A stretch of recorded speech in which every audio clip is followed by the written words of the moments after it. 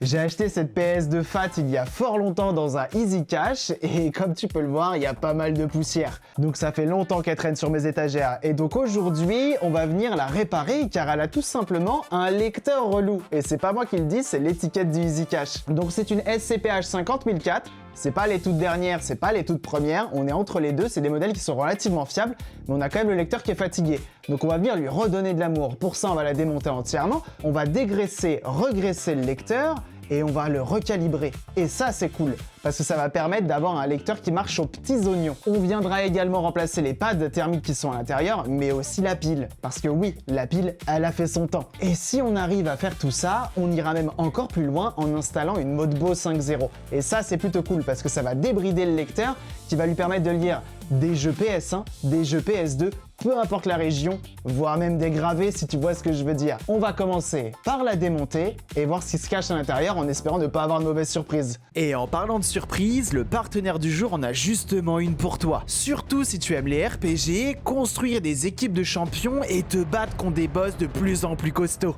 Donc écoute bien, car un champion légendaire considéré comme l'un des meilleurs du jeu peut être obtenu gratuitement. Son nom, Grand Oak Padraig, le gardien ancestral des forêts de Teleria. Tu l'auras compris, je parle de Raid Shadow Legends, mon partenaire du jour, et pour ceux qui ne connaissent pas, c'est un RPG fantasy avec des champions incroyablement bien conçus et parfaitement bien équilibrés à collectionner. Mais aussi, t'as des donjons, du PVP et le tout avec des graphismes absolument somptueux. Et le champion Padraig, c'est tout simplement un game changer, car il renforce toute ton équipe à chaque tour. Il supprime les effets négatifs sur tes alliés et peut retourner une bataille en ta faveur en un instant. Essentiel pour les parties PvE difficiles, l'Hydra et les donjons haut niveau. La bonne surprise, c'est que tu peux l'obtenir gratuitement. Télécharge le jeu via mon lien en description ou scanne le QR code. D'ailleurs, en tant que nouveau joueur, tu reçois 2 champions légendaires et 1 épique. Tu as Karato Fox Center dès le téléchargement, Galapo le reclus quand tu auras atteint le niveau 15 et Grand Oak Padraig avec le code VRAS dans les 48 heures après ton inscription. Sinon, tu peux en choisir un autre parmi ces 4 champions en utilisant le code qui lui correspond. Alice the Wanderer avec le code Getalis, Cheshire Cat avec le code KittyCut, Pelops the Victor avec le code Super Victory ou Turvold avec le code Big Dog. Avec cette offre, vous bénéficiez d'une énorme avance pour commencer votre aventure Raid Shadow Legends. Et au passage, si vous utilisez mon lien dans la description, vous soutiendrez directement la chaîne. Alors merci pour votre soutien et un immense merci à Raid Shadow Legends de sponsoriser cette vidéo. Et maintenant, c'est le moment de s'occuper de cette PS2.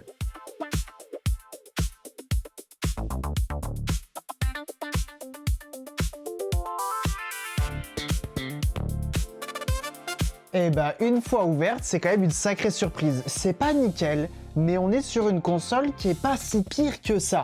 Franchement, on a un peu de poussière sur le dessus de la lentille, on a de la poussière un petit peu partout, et d'ailleurs c'est assez rigolo de voir que le CD forme un flux d'air et ça fait un beau cercle sur le capot du lecteur. Donc là on va aller un peu plus loin, on va enlever le tiroir, nettoyer, dépoussiérer, dégraisser, regraisser, et ensuite on va voir ce que ça donne. Et peut-être qu'on aura besoin d'un recalibrage, mais dans un premier temps on va voir si ne serait-ce que ça suffit à faire revivre le lecteur. Et si vraiment il y a besoin, on ira peut-être démonter la lentille.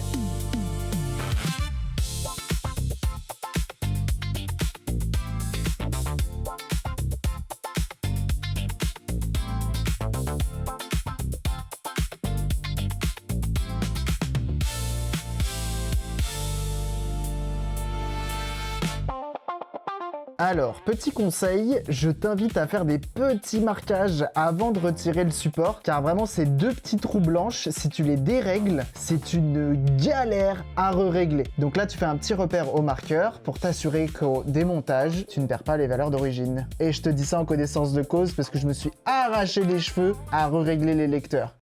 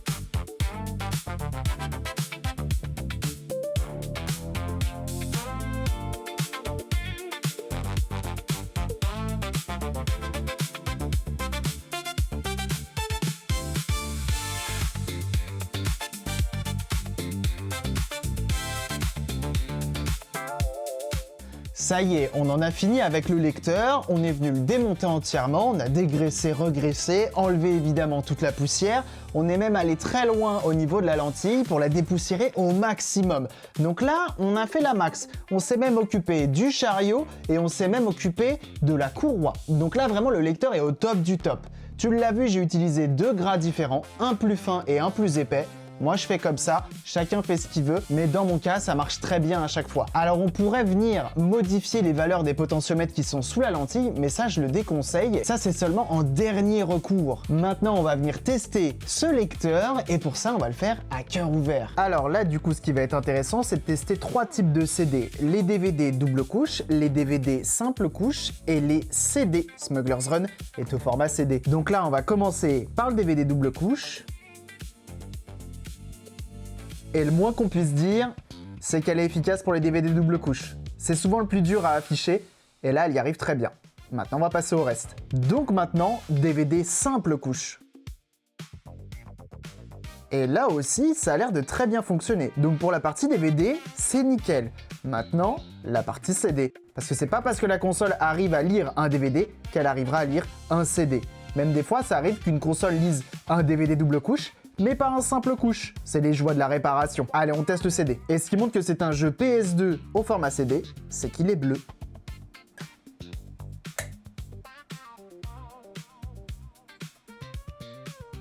Ah là, tout de suite, ça déjà, c'est pas un comportement normal. Et là, il est détecté. Donc là, on a un gros problème avec la partie CD. Ça fonctionne, hein, et ça se trouve, je pourrais jouer sans aucun souci, mais ça met trop de temps à détecter notre CD. On n'est pas censé avoir le menu qui s'affiche. Donc là, on va démonter entièrement la console, on va tout nettoyer, comme ça c'est fait, et on va la PMAP, ce qui va permettre de recalibrer le lecteur.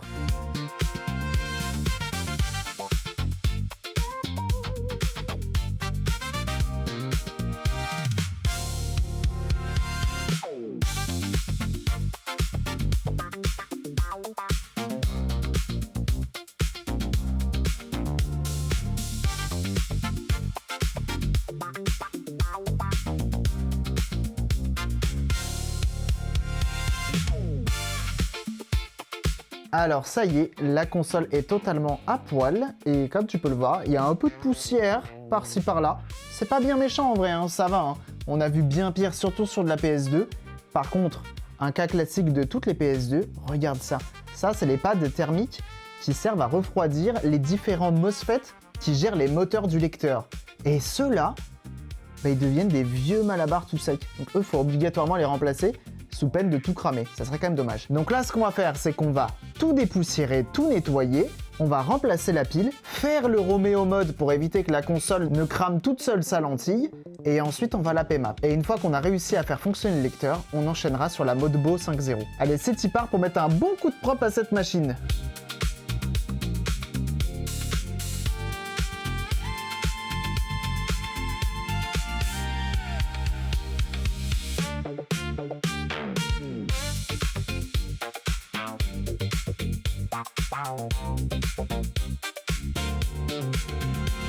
Bon, je vais te faire un aveu, j'ai fini de tout nettoyer, mais ce que tu vois là, ça vient d'une donneuse, parce que l'autre était en trop mauvais état. Et étant donné que j'ai envie de faire quelque chose de relativement propre et que j'avais les pièces d'une donneuse qui avait un lecteur éclaté au sol, bon maintenant on va changer cette pile, changer le pad, remettre au mode et on PMAP. Ah bah il faut avancer là, faut qu'on bouge. Alors on va remplacer la pile en premier. Et là, rien de plus simple, tu prends un ustensile en plastique pour éviter de faire contact et on enlève la vieille pile Sony pour y mettre une toute neuve. Alors moi j'aime bien cette marque EMB, elle est pas très chère et elle fait très bien le taf. Ensuite, les pads thermiques, alors là rien de plus simple, on enlève les anciens vieux malabars, on prend de l'alcool iso, on vient essuyer pour avoir une surface de contact hyper propre. L'important est de prendre la bonne épaisseur et ensuite on vient les mettre. Et je me permets même d'en rajouter un sur ce driver là, même s'il n'y est pas d'origine. Et surtout, t'oublie pas d'enlever la dernière couche de protection, sinon ça marchera pas très bien. Et quand je te dis que c'est des vieux malabars, c'est vraiment des vieux malabars. Tu peux rien en faire de ça. Et encore que ceux-là, ça va. Ils sont pas si pires. J'en ai déjà eu des vraiment tout secs. Il faut bien les enlever. Et là aussi, bien nettoyer. Allez, on passe à la suite. Donc là, le but du Romeo mode va être de brider la console pour pas qu'elle envoie une tension trop élevée à la lentille. Parce que d'origine, cette version-là de la carte mère lorsqu'elle sent une faiblesse de la lentille, va l'amplifier, va lui envoyer plus de courant. Donc là, plutôt qu'elle lui envoie un courant supérieur à 5 volts, on va lui brider une des pattes de ses drivers en lui donnant uniquement 5 volts. Comme ça, au moins, ça évitera qu'elle crame la lentille d'elle-même. Pour faire ça, on récupère le 5 volts à un endroit de la carte mère pour l'envoyer sur une des pattes du MOSFET. Allez, on y va.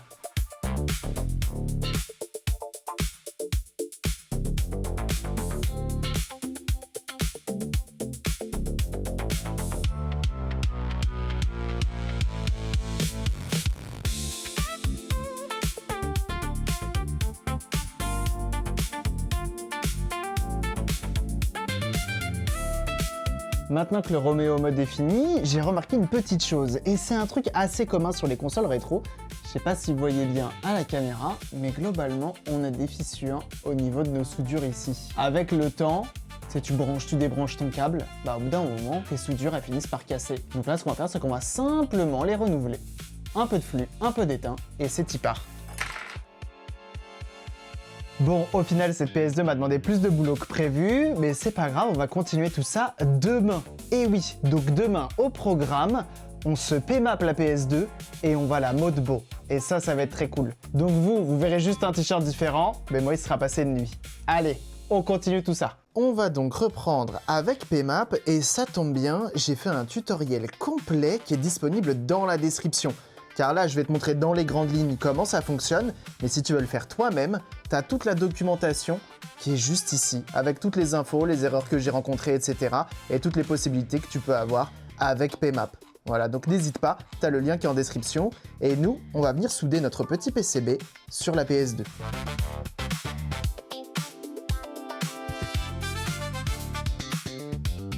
Et voilà, c'est tout soudé. Donc on a soudé 4 fils, un ground, RxTX et un autre fil qui va permettre d'activer le mode test de la console.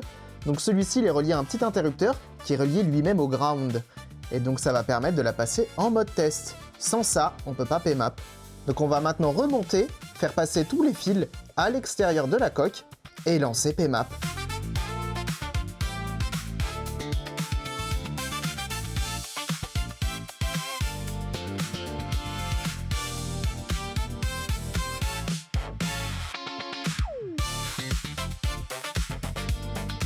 Et voilà, c'est remonté de manière partielle et on est bien en mode test avec le petit interrupteur que j'ai ajouté sur mon PCB. Alors faut faire très attention, j'ai déjà cramé une PS2 comme ça. Vous venez bien me revisser le radiateur là. Parce que la dernière fois, malheureusement, j'ai lancé mon PMAP, ça a pris plus de temps que prévu. Et sauf que la console, quand elle est en mode test, va pas se mettre en sécurité. Allez, maintenant je la branche au PC et on passe sur PMAP. Et donc après moult galères, avec notamment les pilotes, ça y est, j'ai enfin réussi à la connecter, mais t'inquiète pas, tout est décrit dans le tutoriel.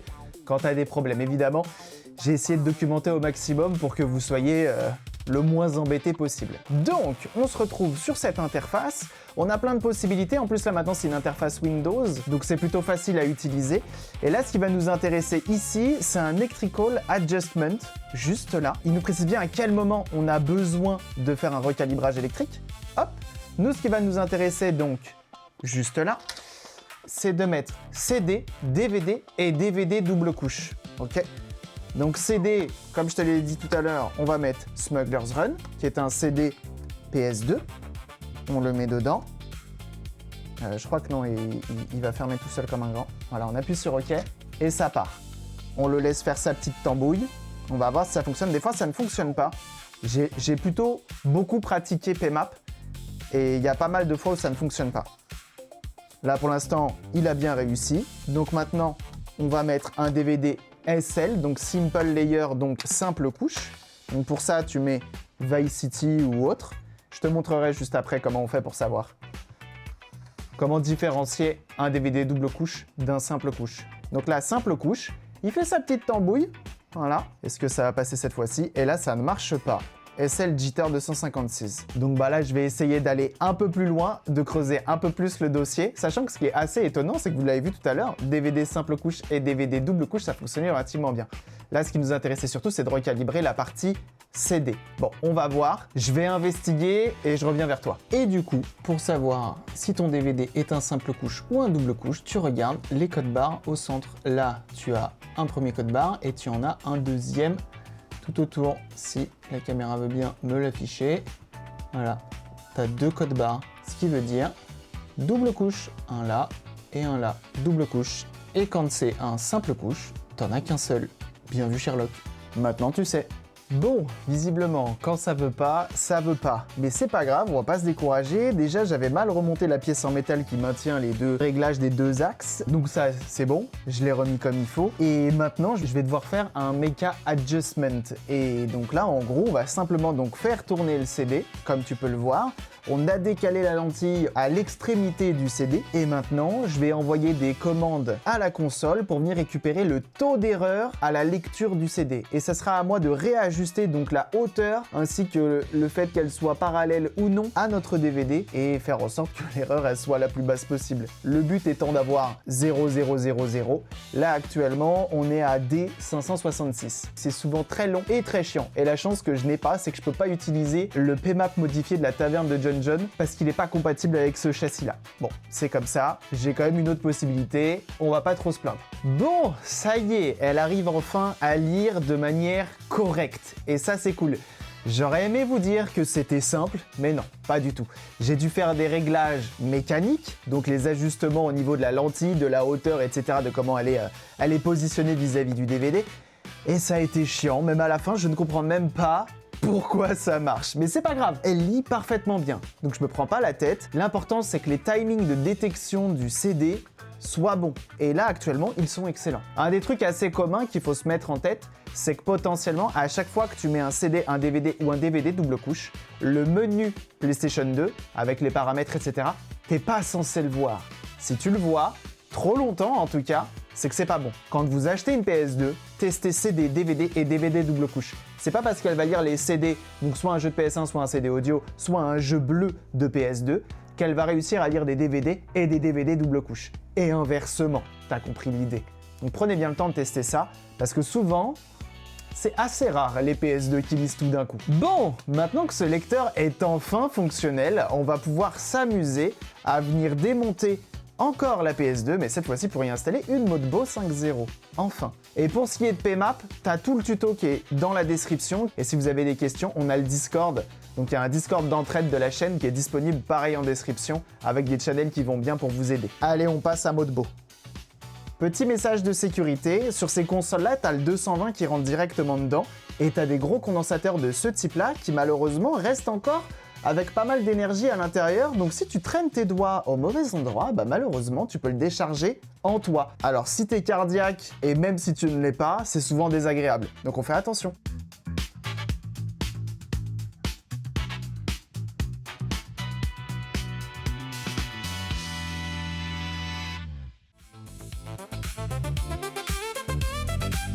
Ça y est, la console est enfin redémontée une énième fois et donc cette fois-ci on va installer la Modbo 5.0. Alors, il faut un tuto d'installation parce que je connais pas toutes les PS2 par cœur, faut pas déconner. Pour ça, tu vas sur le site de Quaid.co, tu sélectionnes la PS2 qui correspond à ta carte mère. Nous, c'est une GH023 qui correspond à une V9, SCPH 50000 et même certaines 55000. On va dessus et là, on a tout le tuto d'installation avec même des endroits où placer la puce. Et puis bah là, place au fer à souder et beaucoup de patience parce que tu as une vingtaine de fils à souder. C'est pas évident. Je recommande pas de commencer par ça parce que vraiment ça peut casser la tête assez facilement. Mais avec un peu de maîtrise, de la patience et surtout le bon matériel, ça se fait plutôt bien. Allez, on y va. Je vous mets un timelapse une fois de plus et on se revoit au bout du tunnel.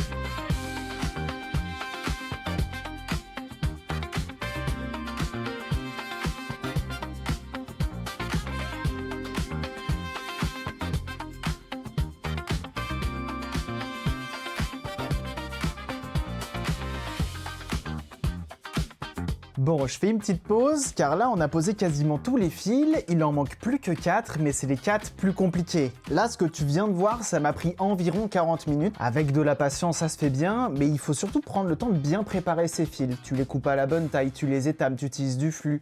Si tu fais un pont, tu mets du flux, tu mets la tresse. Et en prenant son temps, en utilisant le bon matériel, sans trop trembler, ça passe plutôt bien.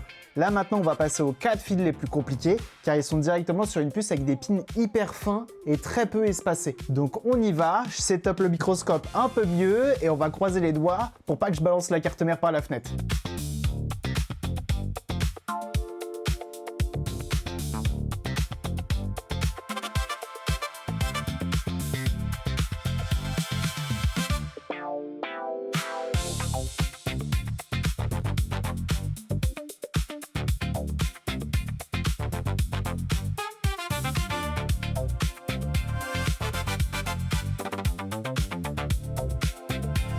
Ça y est, c'est terminé, on a posé tous les fils, j'ai fait les vérifications avec le multimètre que m'a offert Eleshop, merci encore à eux, et tout semble bon.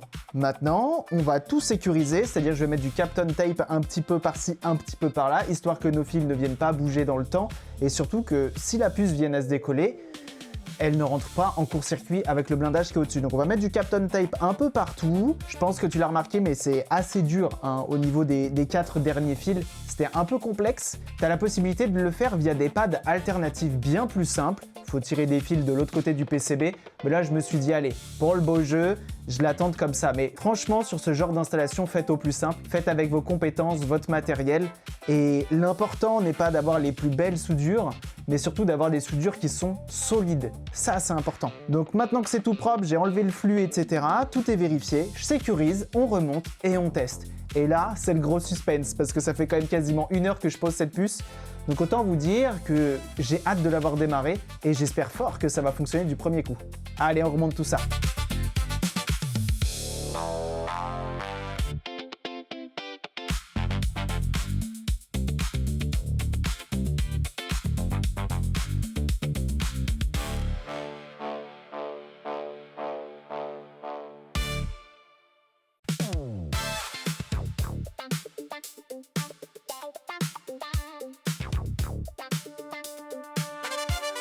Alors bien évidemment, avant chaque remontage définitif, faut toujours tester la console ouverte, parce que si tu dois tout redémonter à la fin, c'est quand même un peu relou. Donc on va la démarrer et voir si c'est un first try. Et il me semble qu'on n'est pas trop mal. Allez, on la remonte totalement.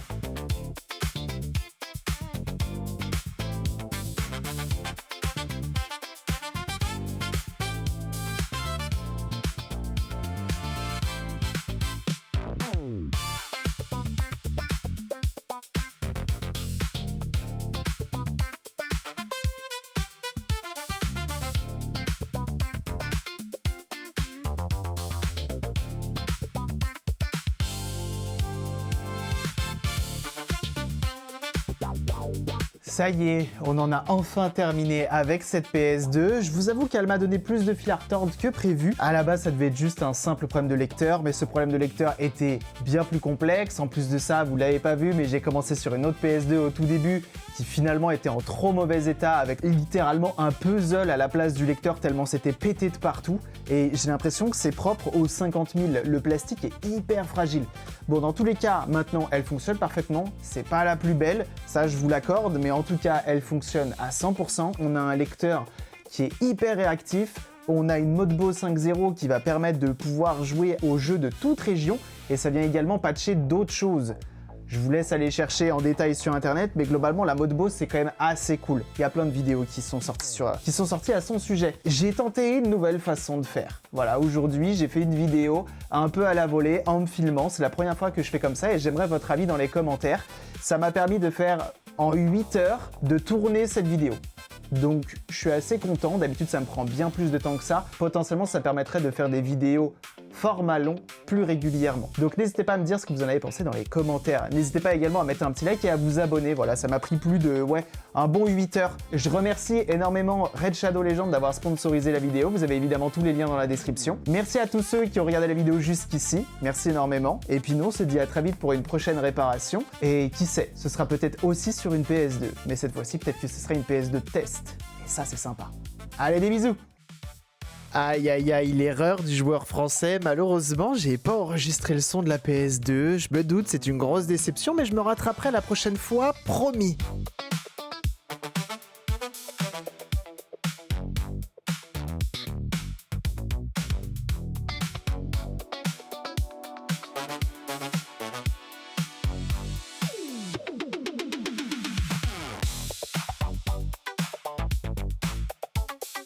Et comme tu peux le voir, j'ai lancé GTA San Andreas en japonais. Et c'est quelque chose qui est permis notamment grâce à la mode Beau 5.0. Allez, je te laisse avec ce petit gameplay et on se dit à très bientôt.